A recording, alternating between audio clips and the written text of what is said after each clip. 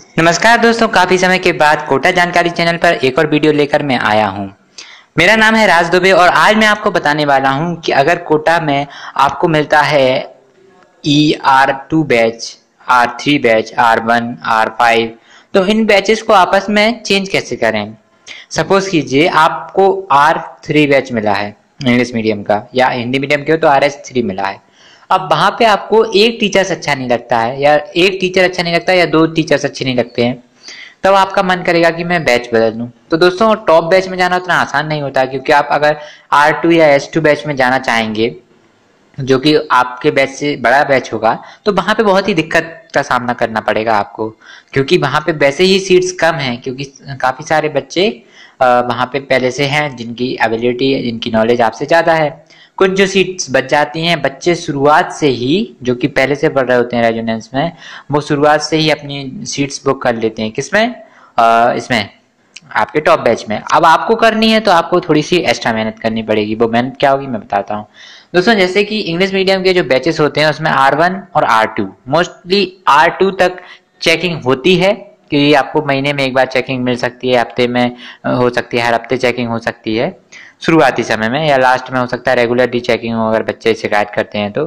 R1 R2 और Hindi medium में H1, इनसे ज्यादा H1 और H2 समझ लीजिए, इनसे ज्यादा मुझे नहीं लगता किसी बैच में चेकिंग होती है। और अगर आप जैसे कि R4 R5 में है तो R3 तक बैठ सकते हैं, R2 में भी आप बैठ सकते हैं।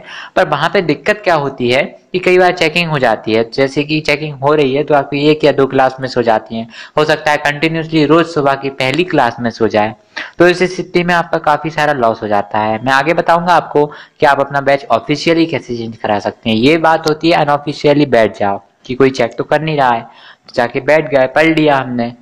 ये कंडीशन तब अच्छे से लागू होती है जब आपको बिल्कुल लीस्ट बैच मिलता है, जैसे कि R7 R8 मिल गया है। अब वहां से आप R4 में बैठ जाइए, क्योंकि वो काफी अच्छा है आपके बैच से। R3 में बैठ जाइए, वो काफी अच्छा है आपके बैच से।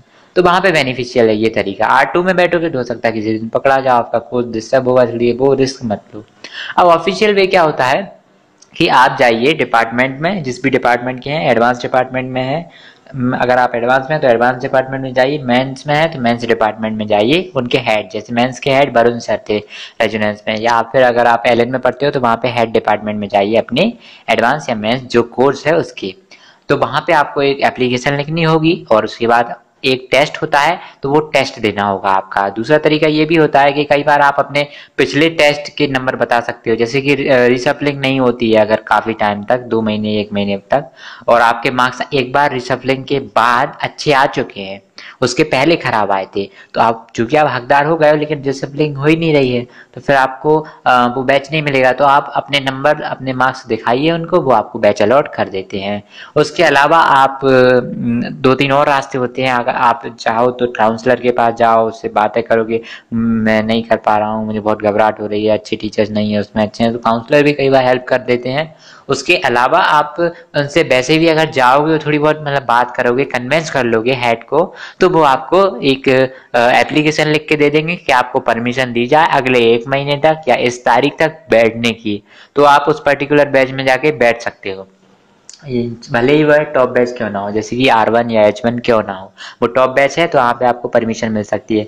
और उसमें एक और पॉइंट इंक्लूड हो जाता है कि आप अगर उनसे चाहें तो आप आई कार्ड भी बदलवा सकती है, मतलब आप चाहें तो परमानेंटली भी वहाँ बैठ सकते हैं। वो कुछ बात करनी होगी, आपको कन्विंस करना होगा ओवरऑल जो भी डिपार्टमेंट में है उनको, तो वो आपका आई कार्ड भी बदल देंगे। तो ये था एक तरीका जिससे कि आप अपना बैच चेंज करा सकते हैं। आई होप आपको समझ में आया होगा। सो keep in touch with my channel. I hope you have understood all the information very well. Thank you guys.